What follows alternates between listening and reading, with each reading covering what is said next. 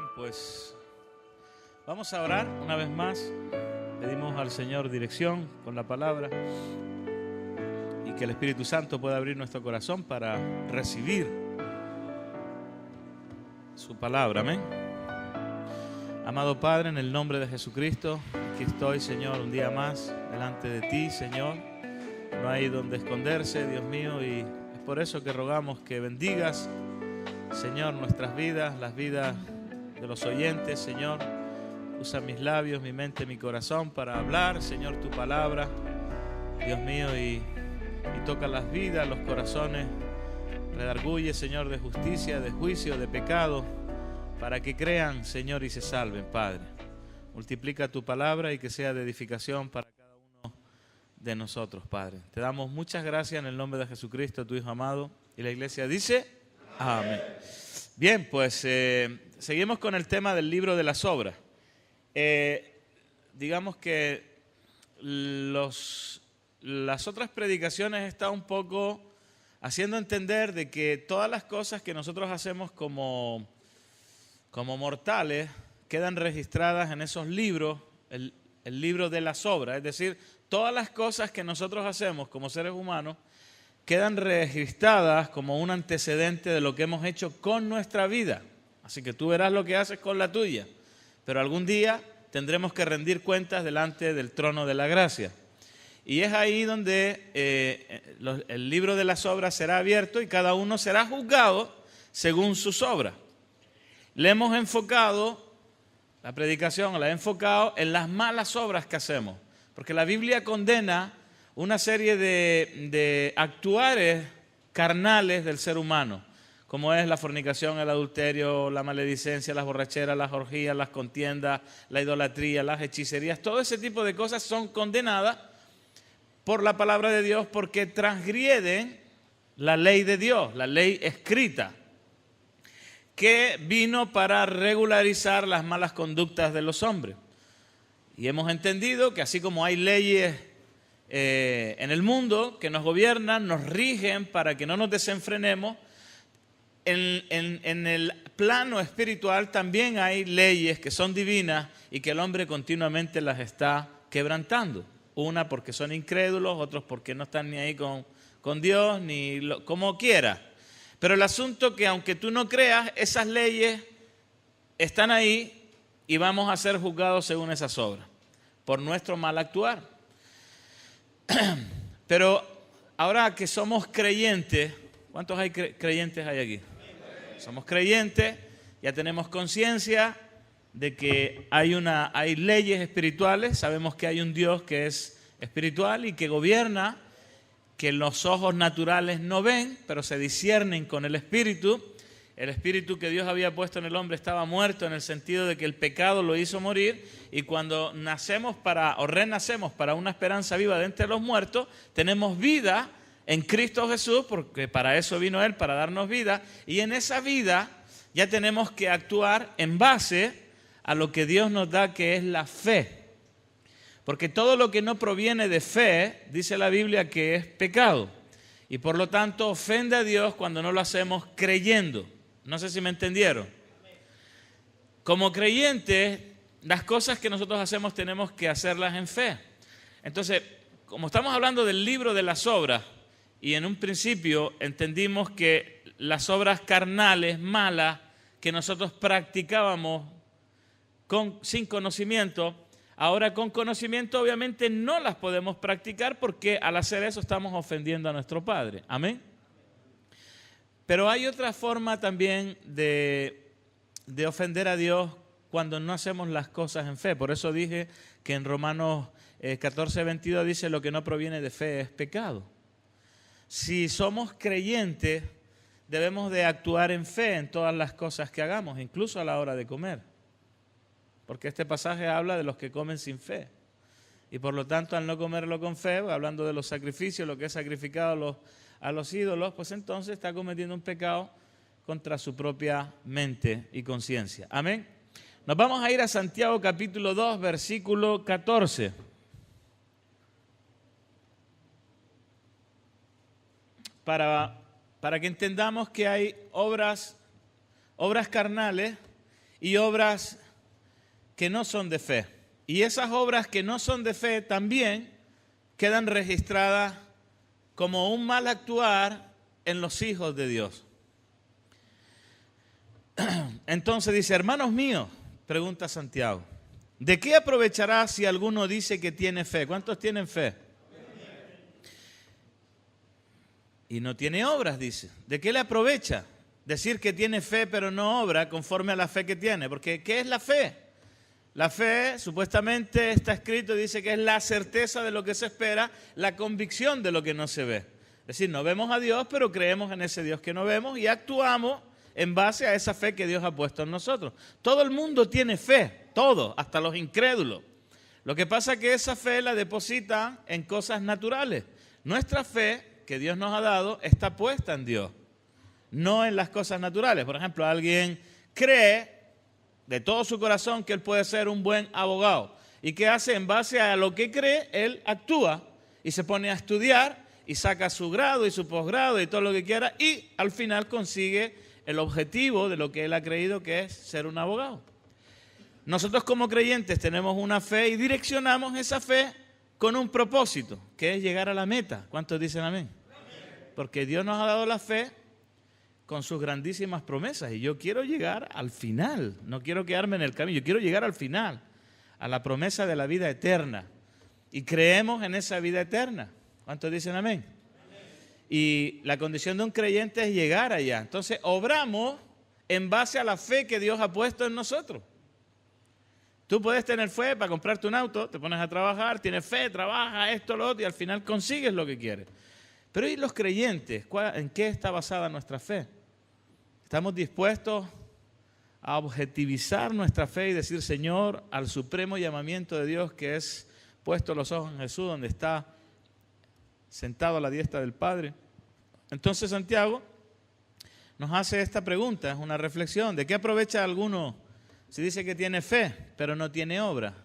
Y ya hemos aprendido que la fe es cómo obramos en esta vida, actuando mal o no teniendo la fe para alcanzar nuestras metas, las metas que Dios ha puesto. ¿Podrá la fe salvarle? Hace otra pregunta aquí Santiago. ¿Puede la fe salvarte? Tú te quedas pensando y dices, ¿podrá la fe salvarme si no tengo obra? Porque nadie se puede justificar con las obras. Ya recuerdan eso, ¿cierto? Que aprendimos que nadie puede llegar delante de Dios y decir, Señor, yo estuve 15 años en remar y lavé platos y vendí pasteles y obré conforme a lo que me dijeron. Eso no salva a nadie. Porque nos queremos justificar con nuestras obras. Y las obras nos salvan. Porque la fe y las obras tienen que ir juntamente como dos piernas. Fe, obra. Fe y obras. Por eso Remar tiene la iglesia, cuerpo de Cristo, y el ministerio Remar, que son dos piernas y en la cual caminamos. Tenemos fe como iglesia y en base a esa fe que Dios ha puesto, caminamos y hacemos obras de fe. No nos justificamos delante de Dios por nuestras obras. Es triste cuando alguien viene y empieza a justificar, es que yo hice esto, yo hice esto, yo hice esto, y produce hasta rechazo. Porque quiere justificarse con todo lo que ha hecho y eso no va a misa. Pero cuando es fe y obra, eso va a misa. Entonces aquí Santiago nos está diciendo, ¿podrá la fe salvarle? Y luego pone un ejemplo bien sencillo y dice, y si un hermano o una hermana están desnudos y tienen necesidad del mantenimiento de cada día, y alguno de vosotros le dice, id en paz, calentados y saciados, pero no le dais las cosas que son necesarias para el cuerpo, ¿de qué aprovecha? O sea, está poniendo la forma en la que nosotros obramos. Llega alguien, un hermano, una hermana con una necesidad, tenemos fe, pero no obramos conforme a la fe que tenemos. Entonces Santiago pone el ejemplo, viene un hermano con necesidad y no le dais las cosas que son necesarias para el cuerpo. Las cosas necesarias, no los caprichos necesarios. Yo he puesto aquí que podemos dar las cosas necesarias para el cuerpo, como son comida, vestido, medicina, calzado, aseo, refugio, seguridad, Qué bueno cuando alguien llega y toca ahí en la puerta, varón, estoy mal, ¿me pueden ayudar? Ofrecemos seguridad a la persona, descanso. Producimos refugio para el que está perdido en el camino. Damos las cosas necesarias para el cuerpo. Y con eso ya estamos obrando en la fe que Dios ha puesto en nosotros. Porque Remar, el ministerio Remar tiene una fe, una visión que Dios dio en su tiempo a un hombre. Esa fe se extendió y se ha ido transmitiendo de generación en generación hasta el día de hoy. No sé cuántos años tendrá Remar, no sé si son 35 o 36. Pero en esos 35 o 36 años, o 34, los que sean, hemos obrado en base a la fe que recibimos. ¿Me están entendiendo? ¿Y cuál ha sido la fe que hemos recibido? Bueno, obrar, pues dando de comer al hambriento, vistiendo al desnudo y dándole las cosas necesarias para el cuerpo. Y dice la Biblia que teniendo sustento y abrigo, estamos contentos. Ayer un chico se me puso, ayer creo que fue, antes de ayer, ya sabes, los típicos que pasan por Remar y van y vienen. Entonces, me pone así esa carita, una monedita ahí para comer, me dice. Digo, hermano, no te preocupes, toma un volante, vaya a remar. Y dése una oportunidad para su vida. ¿Y sabes qué me dijo? Me tiró ahí 4 garabatos. Claro, yo ya no contesto, ¿no? Porque me dan pena. O sea, no ven la condición en la que se encuentran y menosprecian la oportunidad que Dios le da de subirse a esta barca para que cambien, hermano. Qué bueno cuando alguien llega aquí y dice, hermano, salí de ahí, llevo un año, he obrado en fe, gracias Señor. Y el hermano después del año sale victorioso. No sale por la puerta ancha como un cobarde, como algunos. No, hermano, me voy por la puerta ancha. ¿Sí? ¿Te vas por la peor puerta?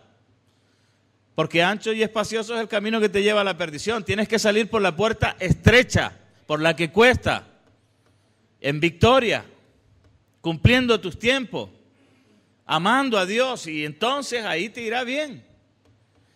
Y qué pena, ¿no? Que te menosprecien y te digan que eres esto, eres tal por cual o lo otro, ¿no? Pero bueno, cada uno se sube a la micro que más le parezca. Luego no diga, Señor, nunca me ayudaste, porque te envió una micro, te envió un barco y te enviaste un avión. Y nunca te subiste. Así que, ¿de qué nos sirve la fe si luego le decimos a las personas, id en paz y calentados y saciados, pero no le dais las cosas que son necesarias para el cuerpo? ¿De qué aprovecha, hermano? Entonces dice, así también la fe, si no tiene obra, está muerta en sí misma. Y hay personas que están muertas en sí mismas porque tienen harta fe, pero luego no obran, no hacen nada por su vida. No obran en base a la fe que Dios ha puesto en ellos. Una fe que te lleva a actuar. No porque estés en remar, sino porque Dios ha puesto fe en ti para actuar, como luego vamos a ir viendo. Entonces, en este libro de las obras, no solamente está escrito todos los que son carnales y viven en carnalidad, las malas obras, sino que también queda registrado cuando tienes que actuar en fe y no lo haces. ¿Me están entendiendo? Y a veces en la vida tenemos que dar pasos de fe. Ahí está el hijo de Paolo, que tiene no sé cuántos meses ya, y el niño ya quiere caminar, y a veces se lo suelta y llora porque le da miedo, porque es chiquitito, pero él tiene que dar sus pasos de fe. Tienen que ser soltados a ver cómo él se desenvuelve. Y eso no significa que no se caiga, se dé golpe y se abra la cabeza caminando por ahí. Porque todos hemos pasado por ese proceso. Y luego caminar se nos vuelve fácil. ¿Cuántos dicen amén? Pero tenemos que aprender a dar esos pasos de fe. Entonces, pone el ejemplo de qué aprovecha si tenemos fe y no tenemos las obras. ¿De qué sirve cuando un hermano viene a pedirte un favor y no obras en base a la fe, a la misericordia que Dios ha puesto en nosotros? Esas malas obras también van a ser registradas y nos van a juzgar en el tiempo postrero. Y Jesús lo dijo. Cuando se presentaron en el día del juicio, les dijo, apartados de mí, hacedores de maldad, nunca os conocí. Pero ¿cómo, Señor, si en la iglesia hicimos cultos y alabemos, y hicimos esto, hicimos lo otro? Apartados de mí, hacedores de maldad, porque tuve hambre y no me disteis de comer. Estuve desnudo y no me vestisteis. Estuve preso y no me visitaste. Esas son las obras de fe. En base a la fe que hemos recibido, actuamos. Y cuando no actuamos, todo eso queda registrado, hermano. Entonces, si Dios ha puesto una fe en ti, en base a esa fe, actúa. No te quedes pasivo. Vive en la fe de Jesús. Porque al no hacerlo, estamos cometiendo un pecado. Como dice aquí Romanos 14:22, el que lo que no proviene de fe, entonces es pecado. Pero alguno dirá, tú tienes fe y yo tengo obra. Y dice Santiago, muéstrame tu fe sin tus obras, que yo te mostraré mi fe por mis obras, por cómo yo actúo en la vida. ¿Tú crees que Dios es uno? Bueno, bien hace. También los demonios creen y tiemblan. Mas ¿quieres saber, hombre vano, que la fe sin obras es muerta? Y entonces empieza a poner varios ejemplos. ¿De quién? De aquellos que quedaron escritos en las crónicas del Antiguo Testamento. ¿Se acuerdan la semana pasada que hablemos cuando Moisés dijo, no, si no, bórrame de tu libro? Refiriéndose al libro de las crónicas del pueblo de Israel, de todo lo que tenía que ser escrito. No me pongas ahí. Y entonces el Señor le dice, no, serán borrados de las crónicas aquellos que pequen contra mí. Tú no lo has hecho, así que vas a estar escrito. Y entonces dice, ¿no fue justificado por las obras Abraham, nuestro padre, cuando ofreció a su hijo Isaac sobre el altar? ¿No ves que la fe actuó juntamente con sus obras? Y que la fe, ¿dónde se perfeccionó? En las obras. Entonces decimos, Señor, aumentanos la fe, dice. Mira, yo siempre he creído que la fe no se aumenta. Se entiende que aumenta porque a medida que crees como que ya tienes más capacidad. Pero la fe es fe, o sea, Dios te da la fe, no te dice un poquito ahora, un poquito después. A medida que tú la perfecciones creyendo, tu fe aumenta. Pero Dios da fe. Si tuviéramos fe como un grano de mostaza, miren lo que dice, un grano de mostaza. Le dirías a este monte, échate al mar y se echaría. Pero como no obramos en base a la fe que Dios ha puesto, entonces nunca tiraremos un monte al mar. Pregunto, ¿podría Jesús tirar un monte al mar? ¿Podría Jesús andar sobre las aguas? ¿Podría un hombre andar sobre las aguas? Pedro anduvo sobre las aguas en base a la fe. Pero como no obramos, no nos perfeccionamos. Y ese es el pecado. No sé si me están entendiendo. ¿Me están entendiendo? Entonces dice, ¿no ves que la fe actuó juntamente con sus obras y que la fe se perfeccionó con las obras? Cuando actuamos en fe por la palabra y obramos en base a la fe que hemos tenido, por ejemplo, yo siempre en España siempre decía, las misiones, los obreros, porque estaba la obra en el auge, había mucha gente, las comunidades estaban llenas y se hablaba de la fe. Y entonces cuando se hablaba de las misiones, uno sentía como aquí ese empujón desde dentro, ¿no? No sé si te pasa que sientes como que algo te tira y te turba por dentro y dices, no sé, iré o no iré. Y luego te turbas y tu corazón dice sí y tu mente dice no. Y tienes un conflicto interno. ¿Te ha pasado? Pero ahí la fe está intentando pujar hacia arriba para que seas un hombre de fe. No un hombre de, según veo, creo. Sino porque creemos, vemos. Y cuando se hacía el llamado, yo siempre decía, no sé, esta semana no quiero ir a las misiones, pero la siguiente sí. Hasta que un día la fe actuó y entonces salí a las misiones. Y eso me ha perfeccionado. A la hora de dar testimonio, se te revuelven las tripas por dentro, no sabes ni qué decir, tiemblas, pero a medida que tú lo haces, la fe te va perfeccionando. ¿Me entiendes?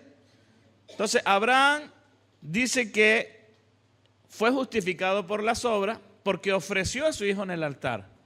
¿No ves que la fe actuó juntamente con sus obras? Él creyó a Dios y fue y se perfeccionó. Versículo 33. Y se cumplió la escritura que dice, Abraham creyó a Dios. ¿Cuántos creen a Dios? Entonces debemos de actuar, hermano. No podemos quedarnos solo en creer, porque los demonios también creen. ¿Saben lo que es un demonio, no?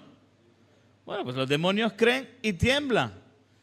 Y nosotros los creyentes creemos en Dios y no actuamos en base a esa fe que tenemos. Y dice que Abraham creyó a Dios y le fue contado por justicia y fue llamado amigo de Dios. Yo llevo una semana con esta palabra en mi cabeza. Amigo, amigo. Y me viene mucho el pasaje que dice, que habla Jesús y le dice, ya no llamaré siervo, porque el siervo no sabe lo que hace su Señor, os llamaré amigo. Porque todas las cosas que oí de mi Padre, os las he hecho saber. Y entonces yo medito y digo, tengo amigos, pero no hablan todas las cosas. Me hablan cosas superficiales, porque uno también ve. Y uno también habla cosas superficiales. Pero realmente el amigo habla todas las cosas que él tiene. Porque amigo no es el que te invita a salir, o te invita a fumar, o te invita a ir de carrete. Eso no son amigos. Amigo es el que te revela todas las cosas que él sabe, que recibe de su Padre. No sé si me entendieron. Y entonces aquí dice, y fue llamado amigo de Dios, ¿por qué? Porque Abraham obró y dio todo. ¿Qué era todo para él? Recibe una promesa, Dios le dice, te voy a dar un hijo, será, bueno, tu descendencia será innumerable como la arena del mar o las estrellas del cielo. Oye, el hombre creyó a Dios y en base a lo que creyó, él se mantuvo firme creyendo que Dios le iba a dar. Y ya tenía 90 años y a los 90 años le dio un hijo. Y luego le dice, entrégame a tu hijo, hermano. ¿Qué forma de obrar? ¿Te imaginas a Abraham que hubiese dicho, no, Señor, ¿cómo se te ocurre? Me diste esto me hiciste esperar 90 años y ahora me lo viene a dar? No, no pasa nada.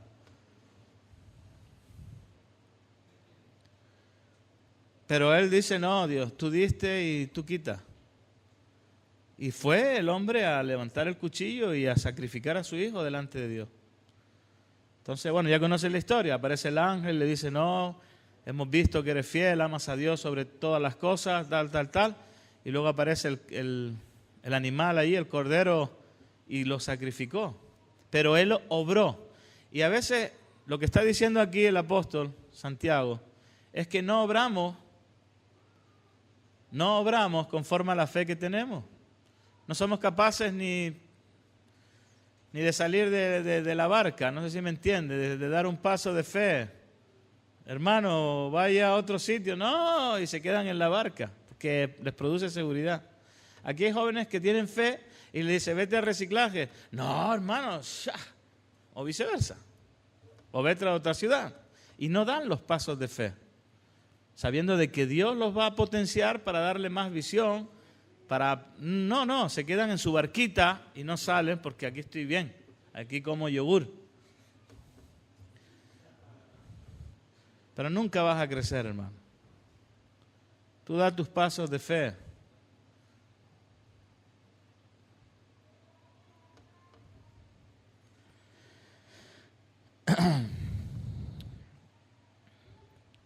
Y fue llamado amigo de Dios. Vosotros veis, pues, que el hombre es justificado por las obras y no solamente por la fe. Entonces, ¿cómo somos justificados? ¿Por creer en Jesucristo o por cómo obramos en Jesucristo? Por las dos cosas. Soy justificado en Cristo Jesús y en base a esa justificación yo obro en fe. Por eso podemos dejar padre, madre, tierra, parentelas por causa del reino de los cielos, porque obramos en fe. Porque hemos creído. Porque ¿qué hago yo aquí en Chile? Yo tengo una patria. Lo subí al Facebook el otro día. Tengo una patria, pero no persigo esa patria española o de las Islas Canarias. Mi patria está arriba. ¿Entienden? Esa es mi patria celestial, no la terrenal. Y no persigo la terrenal, persigo la celestial. Entonces yo estoy por el mundo como un peregrino, sabiendo de que mi patria es celestial. Y qué bueno gozarme con mi familia o con mis seres queridos, pero mi fe está puesta en llegar a la meta. Y tu fe debería ser llegar a la meta y no ponernos impedimentos. Así que el hombre es justificado por las obras y no solamente por la fe. Y ahora quiero centrarme en una mujer que era una ramera, porque la Biblia habla de ella y quedó escrito como una mujer que obró en fe, obró y tuvo un accionar que le trajo salvación a ella y a toda su familia. Entonces quedó escrito en este libro, versículo 25, y dice, y asimismo también Rahab la ramera. Si aquí Santiago la hace resaltar a esta mujer ramera, y no dice que era dice una ramera, ¿no fue justificada por obra cuando recibió a los mensajeros y los envió por otro camino? Porque como el cuerpo sin espíritu está muerto, así también la fe sin obra está muerta. Entonces, estos que dicen que creen en Dios y no ves ni un accionar en su vida, está muerto.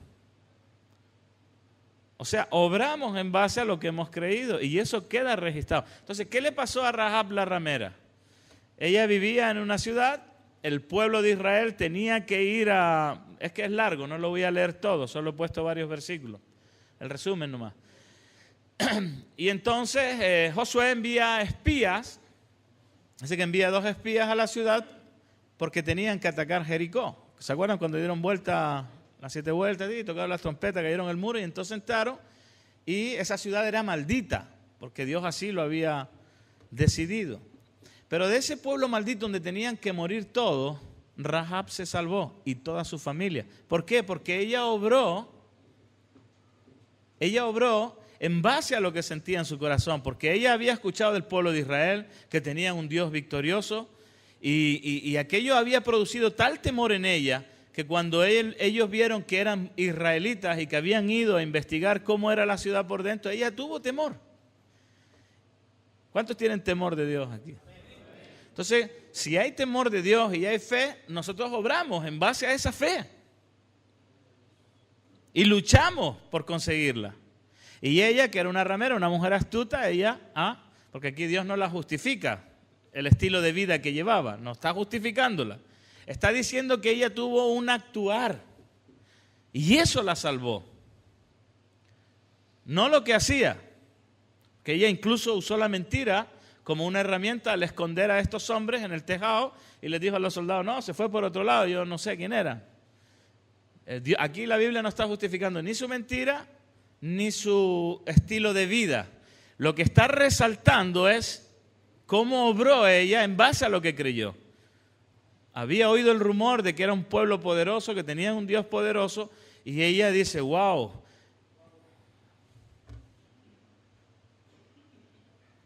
Y creyó. Josué capítulo 2, versículo 1. He resumido los pasajes para no leerlo entero porque es largo, porque hay muchos detalles que son interesantes. Pero Josué 2.1 dice, Josué hijo de Nun envió desde Sitín 2 espías secretamente, diciéndoles, andad a reconocer la tierra y a Jericó, y ellos fueron. Es interesante también ver aquí... cuando envías a alguien, ¿no? Jesús dice que los enviaba de 2 en 2 y le decía, ir por los campos, por las praderas, no, por camino de gentiles no vayáis, limpiar leprosos, echar fuera demonios, y los enviaba. Pero fíjate que aquí Josué envió a dos espías. Si tú tuvieses que enviar a alguien a una misión, ¿a quién enviaría? Porque era de suma importancia este trabajo de ir y ver. Hay que tener unas ciertas capacidades. A mí me han enviado y me han dicho, vete a la ciudad tal y obsérvala. Y yo he ido a tal ciudad y a la ciudad donde está Remar.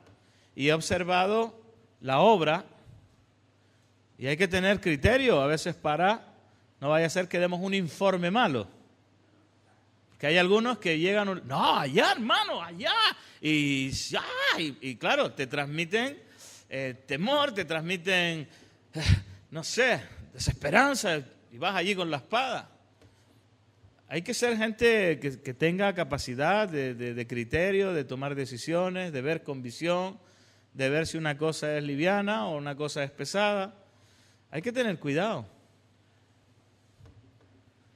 Entonces dice que envió 2 espías secretamente diciéndole, andad y reconocer la tierra y a Jericó. Y ellos fueron y entraron a casa de una ramera que se llamaba Rahab y posaron allí. Y dije, ¿por qué se fueron a casa de una ramera? Estarían medio necesitados los hermanitos. Como algunos que van a vender pasteles ahí a los cafés con piernas. ¿Por qué habrá ido allá, hermano? Si tú lo piensas, quédate pensando, ¿por qué habrá ido a casa de una ramera?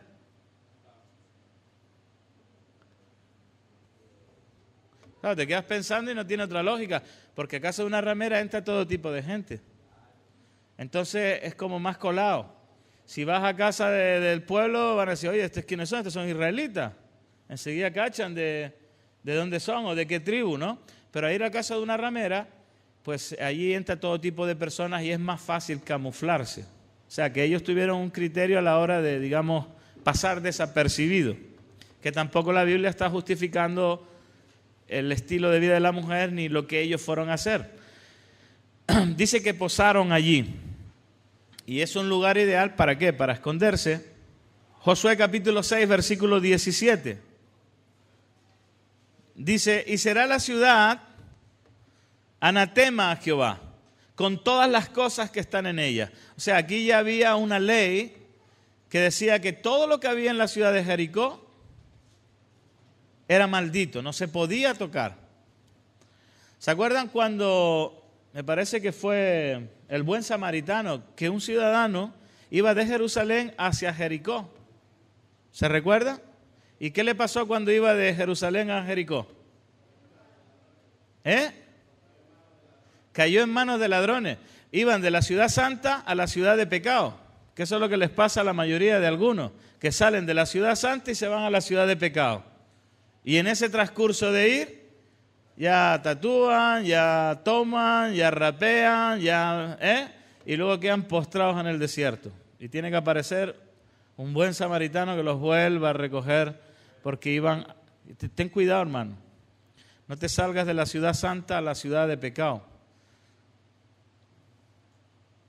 El religioso pasó de largo, el otro ciudadano también pasó de largo, pero tristemente pasó un samaritano e hizo la buena obra. Se agachó, sacó aceite, sacó vino, gastó de su bolsillo el dinero para que lo llevó a la posada, ¿se recuerda? Y digo, atiéndelo y lo que le falte yo cuando venga te lo repongo, como algunos vienen a remar, dejan ahí y no dan ni un peso. Ahí sueltan el paquete y que remar se haga cargo. Pero hay que dar también, hermano. Hay que dar porque hay necesidades que cubrir. ¿Me están entendiendo? Entonces, llega la palabra, versículo 17, y será la ciudad llamada anatema a Jehová, con todas las cosas que están en ella. Y queda escrito y dice, solamente Rahab la ramera vivirá con todos los que están en casa con ella, por cuanto escondió a los mensajeros que enviamos. Ella hizo un trato con los espías, ¿sabían, no? Le dijo, mira, para que cuando venga el ejército a destruir a Jericó, no nos destruyan a nosotros, pondremos un bordón en la ventana. Pero el punto es, lo que quiero que entiendan es el actuar, la forma de obrar de ella en favor de su familia. Ella obró porque creyó que ese pueblo era un pueblo fuerte y tenían un Dios poderoso, hermano. Y dice, cuando tú lo lees, dice, y el temor se apoderó de nosotros. ¿Cómo? Dice así, y el temor se apoderó de nosotros, por eso hemos creído que tenemos que ayudarte. Entonces lo subió a la azotea y lo escondió allí entre unas telas o un manojo de no sé qué, y cuando vino el rey se enteró que habían espías, los fueron a buscar. Y le dicen, ¿dónde están los espías? Le dicen, mire, no sé, yo no sé ni quién eran, creo que se fueron por allá, pero los tenía arriba. Obró. ¿Cómo es posible que cuando el temor de Dios se apodera de nosotros, nosotros no obramos en esa misma fe? Al no obrar, dice que esa mala obra va a ser recordada y por esa mala obra también podremos de ser juzgados. Oh, siervo malo, ¿sabías que recojo donde no sembré y ni siquiera fuiste capaz de obrar y poner mi dinero en el banco para que produjesen los frutos o las ganancias en sí, siervo malo, le dijo. O sea, no obró porque tuvo miedo y escondió los talentos. O sea, siempre en la Biblia vas a ver un actuar para bien o un actuar para mal. Por eso te pregunto, ¿tú eres de los que obran en fe o de los que no obran en fe? Y Rahab, a pesar de que era una ramera, actuó en fe. El temor se había apoderado de ella y obró. Tú tienes que obrar, hermano. Si Dios te está tocando por dentro, si Dios está obrando en tu vida, si Dios te está remeciendo por dentro, obra en fe.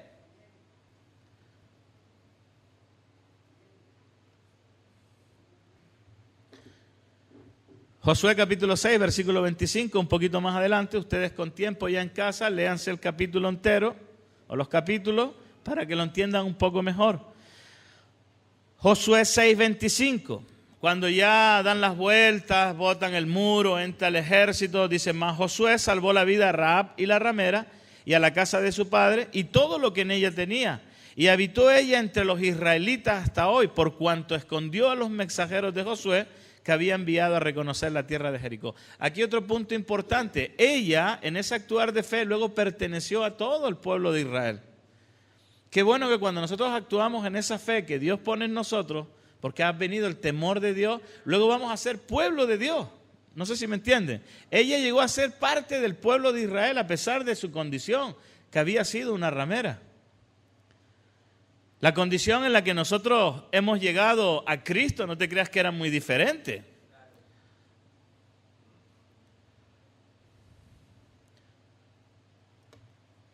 Ella era eso. Una vez le dije a una hermana, tú eres remera, ¿no? Se me quedó así como, yo no sé qué me entendió. Le digo, tú eres remera, ¿no? Parece que me entendió mal, me entendió ramera. Y salió toda asombrada para, ay, el pastor me ha dicho que soy una. Y llega la otra y dice, oye, ¿qué le has dicho? Digo, no, que si es una remera de remar, ya. Y me había entendido mal. Pero a pesar de lo que nosotros hayamos sido, la gracia de Dios nos lleva a pertenecer a un pueblo que por gracia es salvo.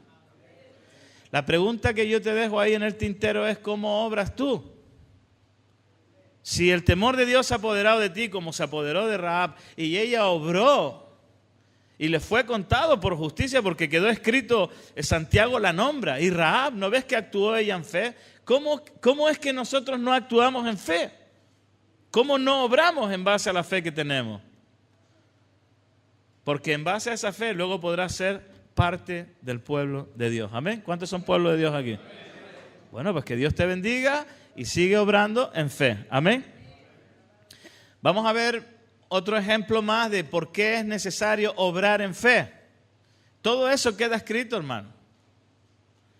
Hebreos capítulo 11, versículo 4. Los héroes de la fe. En base a esa fe ellos obraron y quedaron escritos. Hebreos 11:4 dice, por la fe Abel ofreció a Dios más excelente sacrificio que Caín,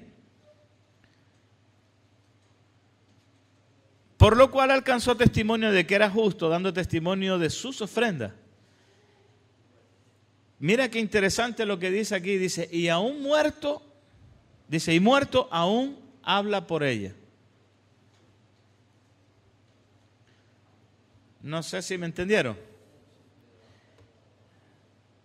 Por la fe, por lo que él creyó, dice que Abel ofreció a Dios más excelente sacrificio que Caín. Caín también creía, era su hermano, y bueno, pues, pero Abel ofreció un mejor sacrificio porque lo hizo con más integridad, escogió lo mejor de su ganado para, o sea, no trajo la oveja ahí con la pata partida o llena de pulgas o de garrapatas.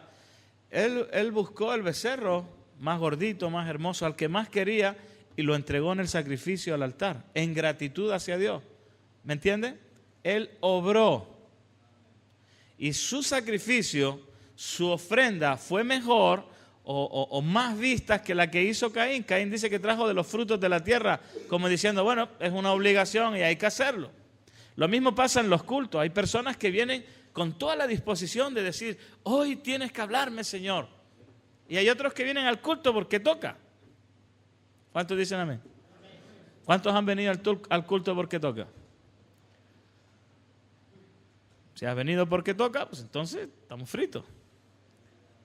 Pero si vienes con la actitud de Abel, por cómo obró Abel, trayendo lo mejor, diciendo, Señor, aquí está mi corazón, háblame, que tu alabanza...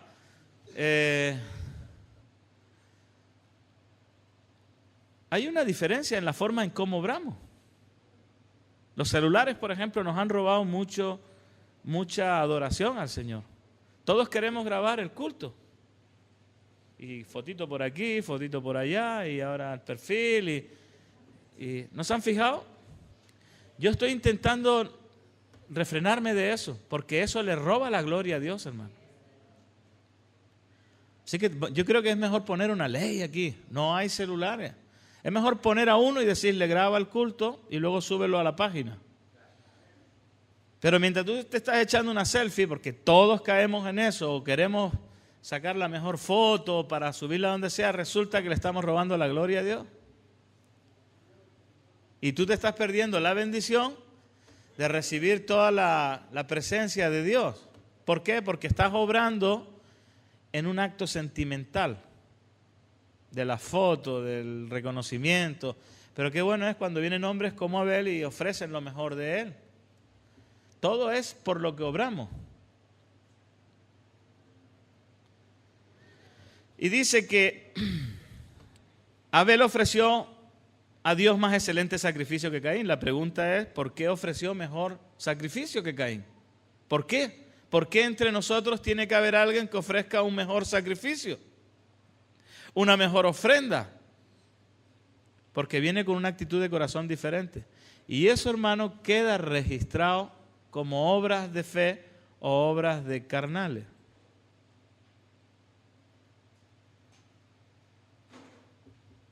Y queda escrito, y dice que a un muerto, dice, y Abel, a un muerto, lo que queda escrito todavía habla por ella.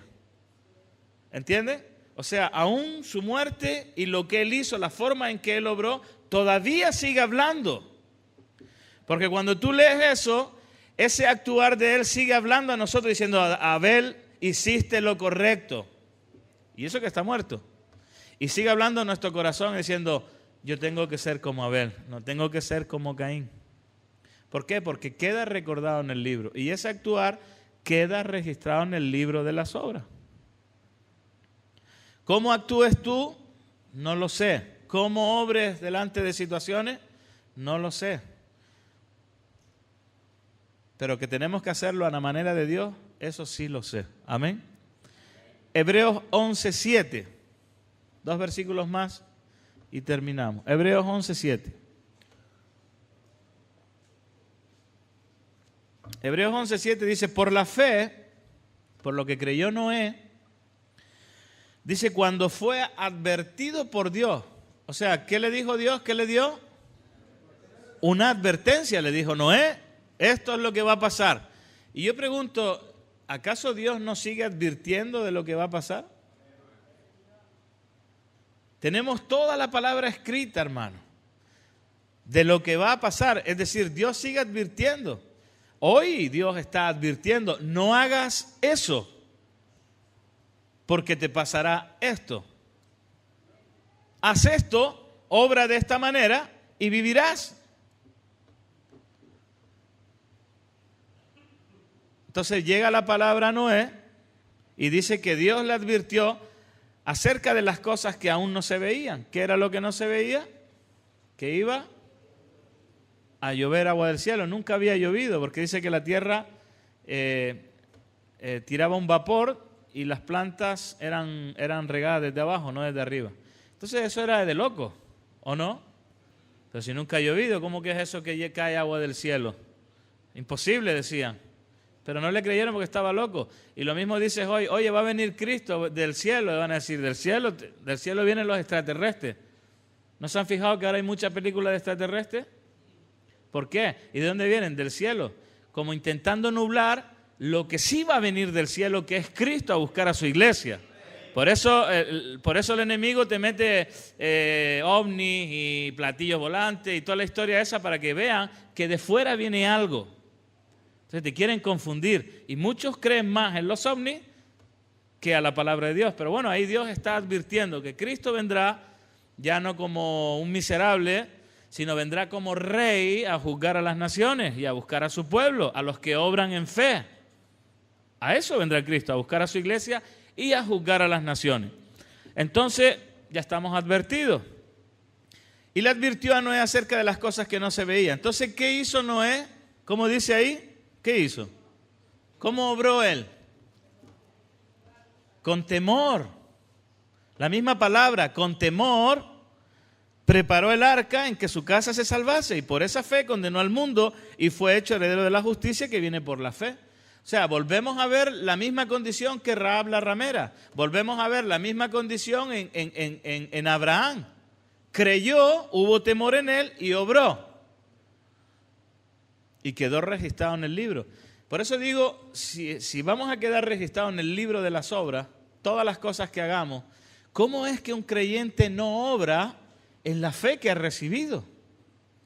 Entonces Noé recibe una palabra, mira, va a pasar esto, así que ponte a construir un arca. Él no sabía de qué iba el rollo, pero él empezó a construir el arca. ¿Cuál era el propósito de construir el arca? En que se salvase él, su familia y los animales. Y qué curioso más encima, porque Dios hace un llamado a los hombres y no vienen. Hace un llamado a los animales y vienen. Siempre pongo el ejemplo, cuando llegaba a casa, llamaba a mis hijos y andaban por ahí jugando, pero los primeros que vienen, ¿quiénes son? Los animales. Curioso, ¿no? Y en el arca pasó lo mismo. Dios hace un llamado y vinieron todos los animales. Y llama a los hombres y no querían nada con Dios. Bueno, pues ahí perecieron. Pero los que obraron en base a lo que creyeron, se salvaron. Rahab la ramera creyó, vino temor, obró y se salvó, ella y su casa. Noé, de la misma manera, se salvó él y toda su casa. La pregunta que nos asalta es, ¿te salvarás tú y toda tu casa? ¿Cree en el Señor Jesucristo y serás salvo tú y tu casa? ¿Se cumplirá? ¿O eres de los que llega a casa y va de Lindorfo? No predica, no da gracias por los alimentos, no le dice la salvación ha venido a esta casa por cuanto ustedes también son hijos de Dios. O sea, nada, o sea, llegas a casa, hola mamá, hola papá, no actúas en fe, no predicas la palabra, no traes la salvación, no pasas la antorcha. O aquí eres creyente y allá pasas como incrédulo. No sé si me están entendiendo. Pero tú, si obras en fe y el temor de Dios está en ti, tú vas a llevar la antorcha, vas a llevar el arca a tu casa. Y le vas a decir a tus padres y a tus seres queridos, súbete a este arca, que es el arca que Dios ha preparado en este tiempo para que seamos salvos. Se llama Jesucristo. Que no se suban o no, ya ese es su problema. Pero tenemos que obrar en fe, porque si no obramos en fe, el Señor nos va a decir, te envié a tu casa a que hablases la palabra de fe y no la hablaste. Por lo tanto, como no obraste en fe, te es contado por injusticia. O nos es contado. ¿Tú sabes por qué se convirtió mi mamá? Mi madre natural. Porque cuando llegué allí le di testimonio. Le testifiqué, le dije que Dios la amaba. Y también le testifiqué a mi barrio. Y me dijeron, loco, te lavaron el cerebro, eres un cura. Claro, a los 6 meses, 8 meses ya estaba con ellos otra vez fumando. Dice, oye, pero tú no eras cristiano. Pero la siembra quedó en el corazón de mi mamá. Y ahí Dios obró en ella. Claro, yo tuve que recaer para volver a levantarme, para luego darme cuenta de que sin Cristo no soy nada. ¿Entiendes? Pero me salvó a mí y salvó a mi madre. Luego faltan mis hermanos que también le he dado. Pero ahora con el testimonio pueden ser alcanzados, no solamente con la boca, sino con el testimonio. Con todos los años de entrega, todos los años de sacrificio. Algo dirán, pucha, algo le habrá pasado. Bueno, termino. Hebreos 11:24, que también es otro testimonio de cómo obra La forma en que nosotros obramos, hermano, es para bien o para mal. Y dice, por la fe Moisés, hecho ya grande, rehusó llamarse hija de Faraón. ¿Y qué escogió él? Escogió ser maltratado con el pueblo de Dios, que gozar de los deleites temporales del pecado. Tú imagínate que te ganes, no sé, Bonoloto, ya, se ganó usted 1.000 millones de pesos. Y que tú dices, rehuso de esos 1.000 millones de pesos y prefiero ser un misionero en la India, no sé cómo decirte. Rehusas de eso para participar y sufrir con gente que sufre. ¿Tú lo harías? Bueno, pues este hombre lo hizo. Rehusó llamarse, ¿tú sabes lo que es ser hija de Faraón? Con el esplendor y la majestuosidad de Egipto. Rehusar a eso, decir, no, mujeres, ropa, oro, reino, lo que quisiera era el hijo del Faraón, hermano. Hijo de la hija de Faraón. Y entonces dice, mira, yo no quiero ser más porque yo sé que mi pueblo es ese. ¿Cómo es posible que el pueblo de Dios, los que han nacido de nuevo, que son hijos de Dios, todavía no salgan del mundo? Porque eso es un simbolismo. Moisés rehusó llamarse hijo de Faraón, como dice aquí, escogiendo antes ser maltratado con el pueblo de Dios que gozar de los deleites temporales del pecado. ¿Cómo es posible que la iglesia que ha sido llamada por Dios todavía quiera seguir viviendo en el mundo? Porque si alguno ama al mundo y las cosas del mundo, ¿qué ocurre? Que el amor del Padre no está en él. ¿Por qué? Porque el amor que deberías darle a Dios lo depositas en las cosas naturales.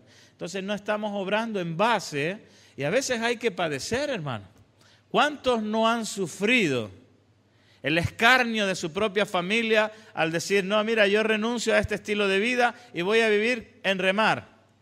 Pero estás loco, ¿cómo vas a vivir con él? Y sufres, porque en remar se sufre. ¿Cuántos dicen amén?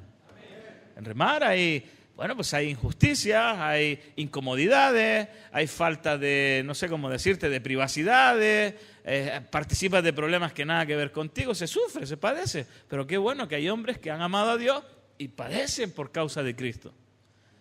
Pudiendo tener todas las comodidades en un sistema cómodo.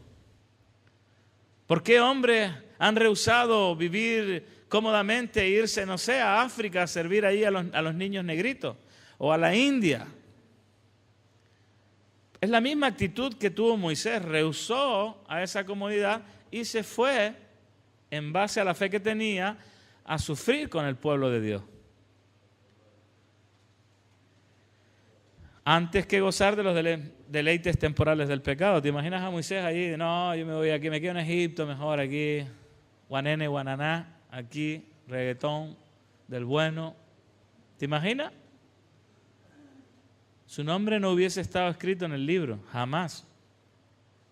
Pero al hacer eso, en actuar en fe, porque se enteró quién era su pueblo, quién era su familia, quién eran los que realmente, en el versículo 26 dice, teniendo por mayores riquezas el vituperio de Cristo que los tesoros de los egipcios. Porque tenía puesta la mirada en el galardón. ¿Saben lo que es un galardón, no? Y aquí me salta otra pregunta. ¿Tú dónde tienes puesta la mirada? Dime. Él tenía puesta la mirada en el galardón. Él sufrió como Cristo. Pero tenía puesta su mirada ¿en dónde? ¿Y qué dice la Biblia? Dice, puesto los ojos en Jesús. El autor y consumador de la fe, puesto los ojos de Jesús, el que está sentado a la diestra del Padre. Pregunto, ¿dónde tienes tú tu mirada? ¿Cuál es tu visión? ¿Cuál es tu idea de ser creyente? ¿Cómo vas a obrar en base? Porque él tenía puesta la mirada en el galardón y por la fe dejó Egipto. Y por ahí hay una frase muy célebre que dice, ellos salieron de Egipto, pero Egipto no salió de él. Y muchos salen de las drogas, pero las drogas no salen de ti, están todo el día ahí lanzándote pequeños mensajitos. Ahora, hermano, que no te ve nadie. Tú sales de las drogas, pero las drogas no salen de ti. Por eso le dicen que algunos son crónicos. Y aunque ellos salieron de Egipto, Egipto estaba en ellos, todavía deseaban. Pero en el caso de Moisés rehusó, no quiso saber nada. Prefirió ser maltratado que participar de los deleites temporales del pecado. Rehusó llamarse hijo de Faraón y recibió, como dice aquí, teniendo por mayores riquezas el vituperio de Cristo que el tesoro de los egipcios.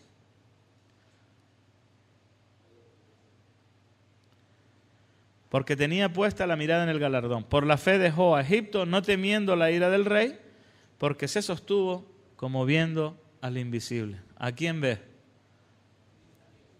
¿Tú a quién ves, hermano? ¿Tú ves al invisible? ¿Te sostienes viendo al invisible? A veces te paras y empiezas a soñar y a decir, Señor, ¿cómo será la entrada al reino? ¿Cómo será? O sea, tú te mantienes viendo al invisible, al eterno, como dice Eclesiastés, que de sus ojos son como llamas de fuego, su resplandor. Es que se te produce una cosa por dentro, sabiendo de que nuestro Dios produce gozo y alegría. ¿Cuántos dicen amén? Bueno, ustedes escogerán, hermano. Yo te traigo lo que Dios me da. O escoges para bien o escoges para mal. Pero allí está testificado en el libro que cada uno será juzgado. Cada uno será juzgado según lo que está escrito en el libro de las obras. Y la forma en la que obramos no solamente son carnalidades, sino a veces cuando no actuamos en fe. Porque si antes éramos unos naturales y actuábamos en carnalidad, bueno, pero es que ahora somos creyentes, somos hijos de Dios y por lo tanto nuestro actuar en Cristo tiene que ser diferente.